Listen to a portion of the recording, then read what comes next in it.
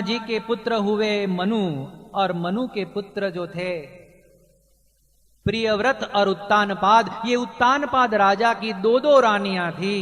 एक रानी का नाम था सुनीति और दूसरी रानी का नाम था सुरुचि। सुरुचि के पुत्र का नाम था उत्तम और सुनीति के पुत्र का नाम था ध्रुव। सुरुचि बड़ी ही सुंदर और स्वरूपवान थी, इसलिए राजा को हमेशा सुरुचि के प्रति आकर्षण का भाव रहा करता था। और सुनीति जो है, वो सुनीति को तो राजा हमेशा तिरस्कृत रखते थे। एक बार ध्रुव ने मन में सोचा कि मेरे पिताजी हमेशा उत्तम को अपनी गोद में बिठाते हैं, उसको दुलारते हैं, उसके प्रति अपना प्रेम व्यक्त करते हैं, तो क्यों ना मैं भी अपने पिता की गोद में जाकर बैठूं। छोटा सा 5-6 साल का बालक ध्रुव बड़ी प्रेम से अपने पिता की गोद में बैठने गया है। वो बैठने ही जा रहा था, उस समय उसकी सौतेली मां सुरुचि ने हाथ पकड़कर उसको खींचकर घसीटकर अपने पिता की गोद से दूर कर दिया और बड़े कटु वचनों से उसे कहा करे कि ध्रुव, तेरा ऐसा भाग्य कहां जो तू तेरे पिता की गोद में बैठे। अरे तू तो शाली है, क्योंकि तेरा जन्म सुनीति के कोख से हुआ है। यदि तुझे तेरे पिता की गोद में बैठना है तो निकल जा घर से, जंगल में जाकर भगवान की आराधना कर, भगवान से वरदान प्राप्त करके मेरे कोख से जन्म ले, और जब तू मेरे कोख से जन्म लेगा तब जाकर तुझे तेरे इस पिता की गोद में बैठने का सौभाग्य प्राप्त होगा। अपनी ही सौतेली मां के मुख से ऐसे कठोर कटु वचनों को सुनकर ध्रुव का हृदय विदीर्ण हो गया। दुख का पारावार उसके सिर पर टूट पड़ा और उस समय ध्रुव रोते रोते फूट फूट कर रोते रोते अपनी माता सुनीति के पास गया। सुनीति को उसने अपनी सारी व्यथा सुनाई। तब सुनीति कहती है कि बेटा देखो, भाग्य ने जिस स्थिति में हमें रखा है उसी स्थिति में हमें आनंद में रहना सीख लेना पड़ेगा। तेरे पिता मुझे रानी तो क्या, दासी के रूप में भी स्वीकार करने को तैयार नहीं है।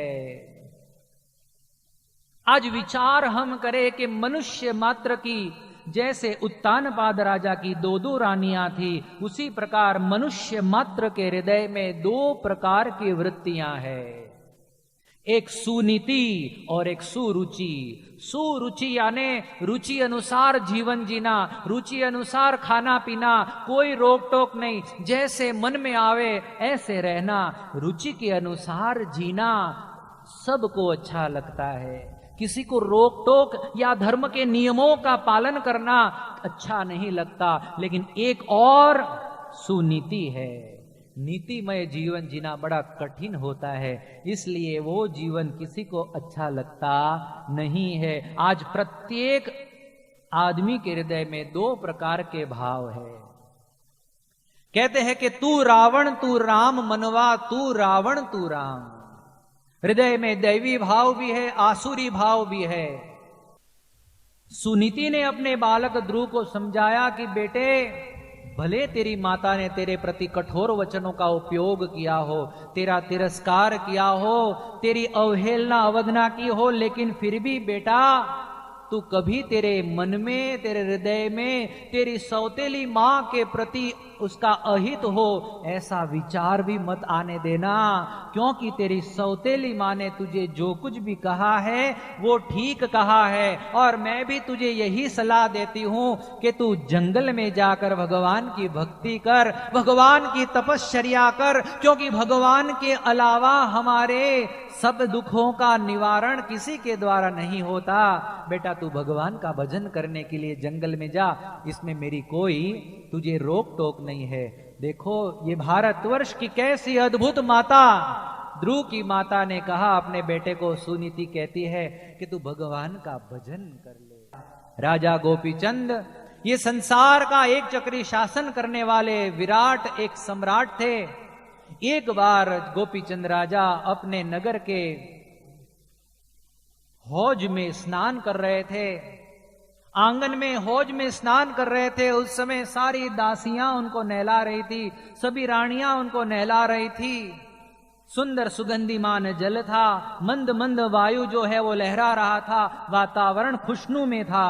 और उस समय ऐसे अद्भुत वातावरण में गोपीचंद की आंखें, गोपीचंद की नजर वहां ऊपर बालकनी में खड़ी खड़ी उसकी माता पर पड़ी। माता की आंख में से आंसू बह रहे थे। गोपीचंद ने अपनी माता को कहा कि माता क्या बात है, यदि किसी ने तुम्हें गलत दृष्टि से देखा हो मां, तो मैं उसकी आंखें फोड़ डालूं। मैं चक्रवर्ती राजा गोपीचंद, तुम मेरी मां, और इतनी दुखी क्यों हो, क्यों रो रही हो? अरे बताओ माता, यदि किसी ने तुम्हारे सामने उंगली उठाई हो तो मैं उसकी भुजाएं काट डालूं। किसी ने तुम्हें कुछ अनाप शनाप कह दिया हो तो मैं उसकी जिह्वा खींच डालूं। मां बोलो बोलो, तुम्हारे दुख का कारण क्या है? उस समय गोपीचंद की माता कहती है कि बेटा ऐसी कोई बात नहीं है, लेकिन मैं तो ये सोच रही थी कि तेरे बाप की भी ऐसी ही कंचन जैसी सुवर्णमयी काया थी और वह भी एक दिन राख में मिल गई। गोपीचंद ने कहा माता जी क्या आदेश है, तुम कहना क्या चाहती हो? माता ने कहा कि बेटा तेरे बाप की भी ऐसी काया थी, वो भी एक दिन राख में मिल गई और तेरा भी एक दिन यही हाल होगा, इसलिए बेटा भगवान का भजन कर ले। मैं तो यही सोच रही थी कि तू भगवान का भजन कर ले। गोपीचंद राजा उसी समय गीले वस्त्र समेत खड़े हो गए, राजपाट का परित्याग करके जंगल में चले गए। तो इसीलिए निष्कुड़ानंद स्वामी कहते हैं कि धन्य है ऐसी माता को कि जिसने अपने पुत्र को वैराग्य का मार्ग दिखाया, भगवान भजने का मार्ग दिखाया। शास्त्रों में एक सती मदालसा हो गई। विश्वावसु गंधर्व ने उनके साथ विवाह करने के लिए प्रस्ताव रखा। रूप का रानी अंबार थी। कहा कि येन केन प्रकारेण आप मेरे साथ विवाह कीजिए। रानी ने कहा लेकिन एक शर्त है। कि कौन सी शर्त? कि जितने बच्चे पैदा होंगे उन बच्चों पर मेरा अधिकार होगा। राजा इतने मुहांद थे, इतने लट्टू हो गए थे रानी के पीछे। राजा ने तुरंत ही कहा कि मुझे प्रस्ताव मंजूर है। और इस प्रकार से अब इन दोनों का विवाह हुआ। समय आने पर उन दोनों के द्वारा संतान की उत्पत्ति हुई। पहले लड़के का नाम रखा गया अलर्क। और इस पहले बच्चे को जब माता घुड़िये में झुला रही थी, तब उस समय घुड़िये में झुलाते झुलाते वो गाती है कि हे बेटा शुद्धोसी बुद्धोसी निरंजनोसी, संसार माया विवर्जितोसी। बेटा तू शुद्ध है, बुद्ध है, तू निरंजन है, तू संसार के माया से विवर्जित है। ये संसार की मोह माया तो स्वप्न तुल्य है, इसलिए इसका परित्याग करके तू भगवान का भजन कर लेना, भगवान में मन लगा देना। छोटे से पालने में झूलते हुए अपने बच्चे को माता इस प्रकार से यही घूंटियां पिला रही है। और जब वो बच्चा समझदार हुआ, 15-16 साल का हुआ, हृदय में ऐसा वैराग्य था कि घर बार का परित्याग करके वो जंगल में निकल गया। यूं करते करते 7 बच्चे उत्पन्न हुए। सातों अपने संतानों को मदालसा ने ऐसे धर्म के संस्कार दिए। तो देखिए, जो माता जो पिता अपने बच्चों को संस्कार देना, ये माता पिता की जिम्मेवारी है। श्रीमद् भागवत का कतई ही ये भाव नहीं है कि यहां पर बैठे हुए सारे माँ बाप अपने बच्चों को जंगल में भगवान का भजन करने के लिए भेज दे। लेकिन अपने माँ बापों की ये जिम्मेवारी है कि अपने बच्चों को शुभ संस्कार वो देवे। भागवत में लिखा है, पंचम स्कंद में ऋषभदेव जी ने अपने 100 पुत्रों को इकट्ठा किया और उन 100 पुत्रों को इकट्ठा करके ज्ञान दिया। माँ बाप उनकी एक जिम्मेवारी है कि अपने बच्चों के संस्कारों की वो चिंता करे। गुरुर न सस्यात् स्वजनो न सस्यात्, पिता न सास्यात् जननी न सास्यात्, दैवम न तत्स्यान् न पतिश्च तत्स्यान्, न मोचयेद्यः समुपेत मृत्युम। जो गुरु अपने शिष्य को भवबंधन में से छुड़ा न सके, जो माता जो पिता अपने बच्चे को धर्म के मार्ग पर चला न सके, भागवत में लिखा है, ऋषभदेव जी कहते हैं कि वो माता वो सच्ची माता कहलाने योग्य नहीं है, वो पिता वो सच्चे पिता कहलाने योग्य नहीं है। मनुस्मृति में तो यहां तक कहा है, माता पिता की महिमा गाते हुए कहा कि 100 शिक्षक बराबर एक संस्कारी माता। क्योंकि बच्चे की गढ़ाई जो शिक्षकों के द्वारा नहीं हो सकती, वो माँ बाप के द्वारा होती है। तो माँ बाप का एक बहुत बड़ा कर्तव्य है। आज हम देखते हैं, याद करते हैं गांधी जी की माता पुतलीबाई को, आज हम बड़े प्रेम से याद करते हैं शिवाजी की माता जीजीबाई को, हम याद करते हैं विवेकानंद जी की माता को, अब्राहम लिंकन की माता को, कि जिन्होंने अपने बच्चों को शुभ संस्कार दिए और महापुरुष के रूप में उनको इस प्रकार से तैयार किया। ये माँ बाप की जिम्मेवारी है। यदि हम स्वयं यदि संस्कारी नहीं होंगे तो हम हमारे बच्चों को क्या संस्कार देंगे। और संस्कार देने के लिए सबसे आवश्यक कोई घटक हो तो वो है अपना खुद का ही आचरण।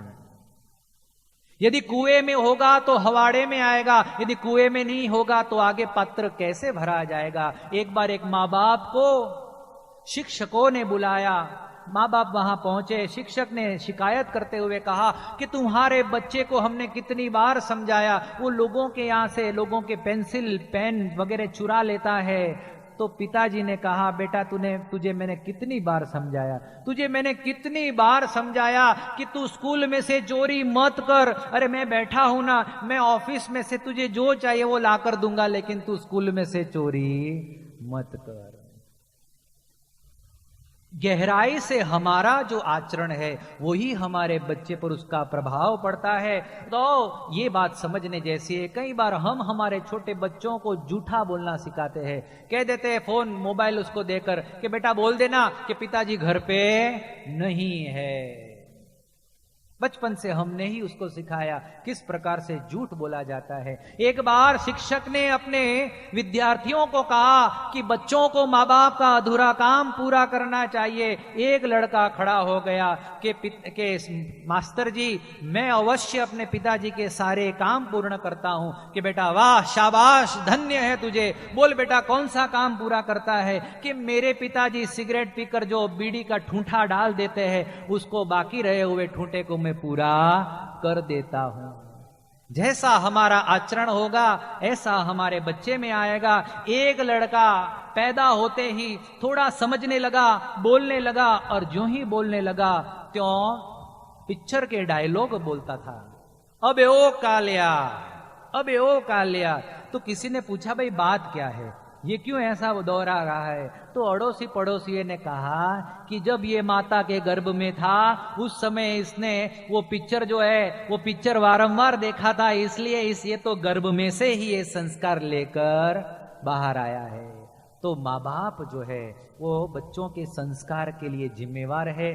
जैसा हमारा आचरण होगा ऐसा हमारा बच्चा सीखेगा। इसलिए हमें भी हमारे आचरण को प्रक्षालित करना चाहिए, हमें भी उनके लिए टाइम निकालना चाहिए। तो ये बहुत जरूरी है। एक बार एक माँ बाप बच्चे को साइकेट्रिस्ट के पास ले जाकर कहते हैं कि sir we are having a problematic child, थक गए हैं, ऊब गए हैं, अरे ये हमारा लड़का सिर दर्द बनकर हर रोज हमें परेशान करता है, आप इसका कोई इलाज कीजिए। उस समय डॉक्टर ने कहा कि देखो भाई इसको अच्छी स्कूल में पढ़ाइए।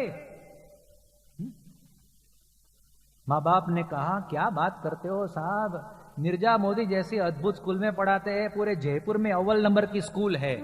अरे कि इसको अच्छे ट्यूशन व्यूशन कराइए, अच्छे कपड़े वपड़े पहनाइए, थोड़ी इसकी व्यवस्थाओं का ध्यान रखिए।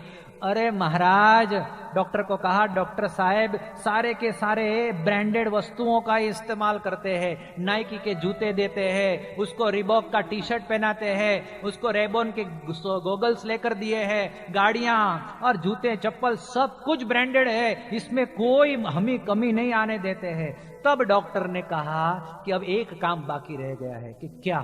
कि इसके लिए थोड़ा समय निकालिए। उस समय वो माँ बाप सिर खुजलाने लगे, कहा कि महाराज समय निकालना तो बड़ा मुश्किल होता है, समय हम नहीं दे पा रहे हैं। लेकिन फिर भी माँ बाप ने अपने ही बात को संवारते हुए कहा कि देखो ये तो आजकल के पढ़े लिखे नवयुवान माँ बापों के दिमाग की निष्पत्ति है।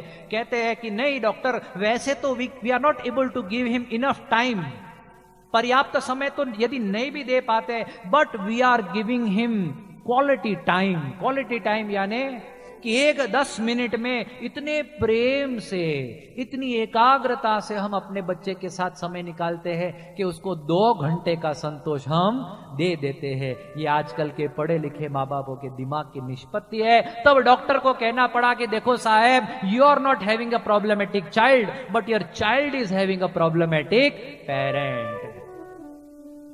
बहुत समझने की बात है कि हम हमारे बच्चों के लिए समय निकालें। आज पहले के जमाने में दादा दादी, चाचा चाची, पिताजी और माताजी बच्चों को पंचतंत्र की कहानियां सुनाते थे। बच्चों को राम कौन हो गए, कृष्ण कौन हो गए, माता महादेव की, महाभारत की, रामायण की कहानियां सुनाते थे।